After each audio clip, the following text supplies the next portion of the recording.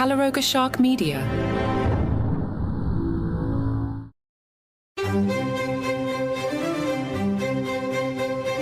Hello and welcome to Palace Intrigue. I'm host Mark Francis. When the Duke and Duchess of Sussex were evicted from their Windsor cottage by King Charles, they were left without a home in the UK. However, it seems the California-based couple has secured a new foothold across the Atlantic. According to the Daily Mail, Prince Harry and Meghan Markle have purchased a home in Portugal. The Sussexes aren't the only royals with ties to the country. Harry's cousin, Princess Eugenie, and her husband, Jack Brooksbank, also own a home in Costa Terra Golf and Ocean Club, a luxury development near Lisbon. Brooksbank, who works in marketing for Costa Terra, and Eugenie split their time between Portugal and London with their two sons, August and Ernest. The purchase of the Portuguese home may have allowed the Sussexes to obtain a golden visa, providing them with visa-free access to the European Union's Schengen area.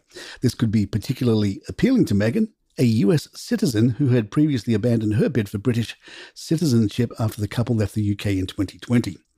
The eviction from their UK residence, Frogmore Cottage, followed the release of Prince Harry's controversial memoir, Spare, which included criticism of the royal family. The five-bedroom property at Windsor was initially gifted to the couple by Queen Elizabeth II in 2018, but remains part of the Crown estate. After their departure, Frogmore was offered to Prince Andrew, who declined a move from his larger residence, Royal Lodge. While they may no longer have a British home, the Sussexes' new property in Portugal ensures they retain a European base.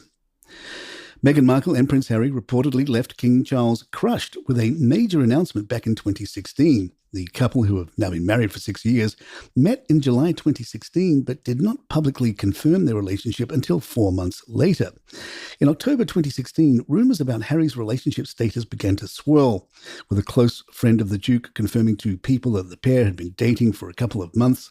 During this time, Charles, then the Prince of Wales, was preparing for a key diplomatic meeting with the King of Bahrain during a sensitive tour in the Persian Gulf. According to Omid, Scobie and Cam Durand, authors of Finding Freedom, Charles' team had spent months organising the tour, hoping for significant media coverage. However, the 75-year-old was reportedly crushed when Harry and Meghan not only confirmed their relationship, but also criticised the press. Charles feared that the announcement would dominate the headlines and overshadow his tour. The Mirror reported that Charles was given just 20 minutes' notice before the statement was released, confirming Harry's relationship with Meghan.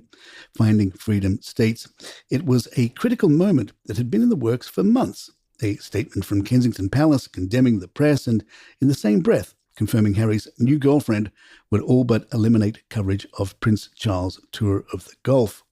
The authors added, the team at Clarence House, which had spent months putting together Prince Charles' tour in the hopes that it would be covered significantly, was crushed.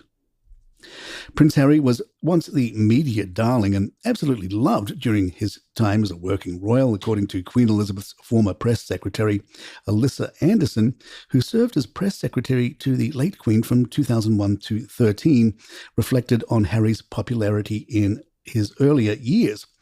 Despite his current reputation as one of the least popular members of the royal family, Anderson recalls a different time when the Duke of Sussex was adored by the public and press.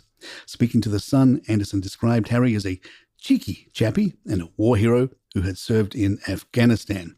If you speak to royal correspondents who have been in the job a long time, they all absolutely loved Harry, she said. Anderson contrasted Harry's charismatic and fun-loving personality with his older brother, Prince William, who was more serious and shy. She explained, Harry was fun and intelligent, the life and soul of the party. He couldn't do a thing wrong. Reflecting on her time working with Harry, Anderson shared a personal memory. I've got a photograph in my hall of Harry and I with our arms around each other outside a ladies' loo. Don't read anything into this. It was hilarious. He was very happy to pose with a member of staff for a photograph. I can only speak from experience, but that was what he was like, the media's darling.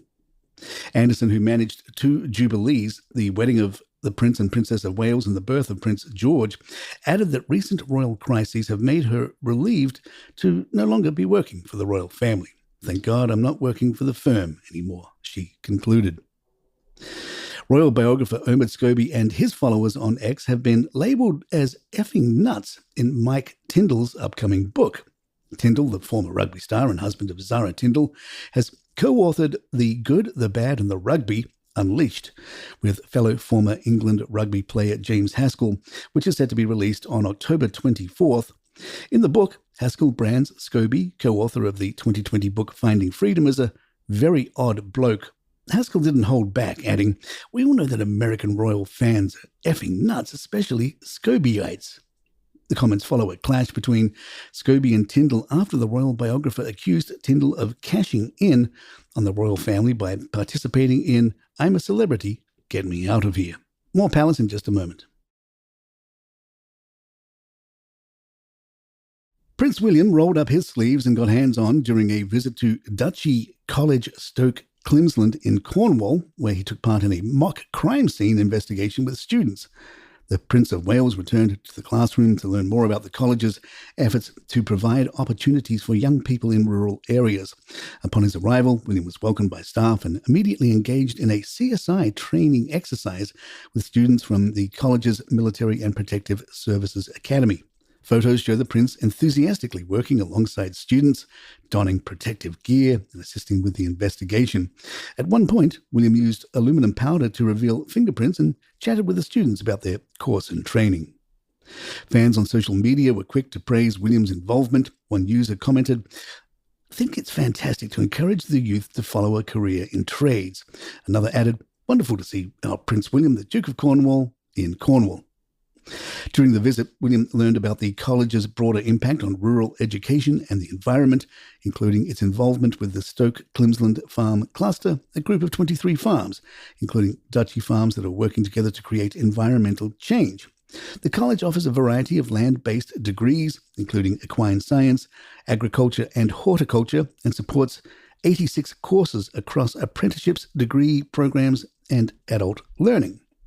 William also stopped by a student-run cafe and spoke with participants from the Future Farm program, which is part of the latest addition to the college. The land for the campus was originally leased by the Duchy of Cornwall to Cornwall County Council in 1984 and has grown to become a hub for agricultural studies in southwest England.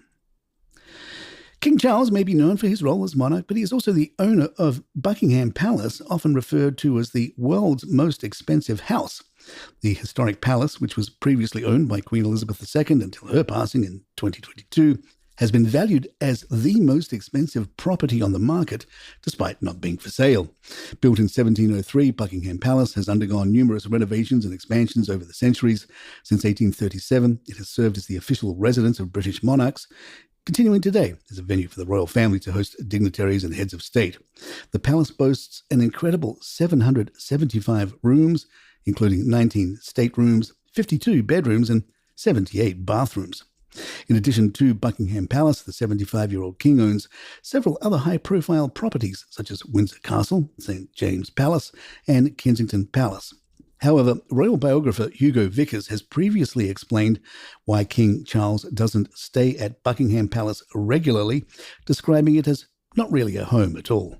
Vickers wrote, "It is a mixture of staterooms for formal occasions, offices for staff working there, with members of the royal family having rooms on different floors, accessible from a series of corridors, rather like a hotel."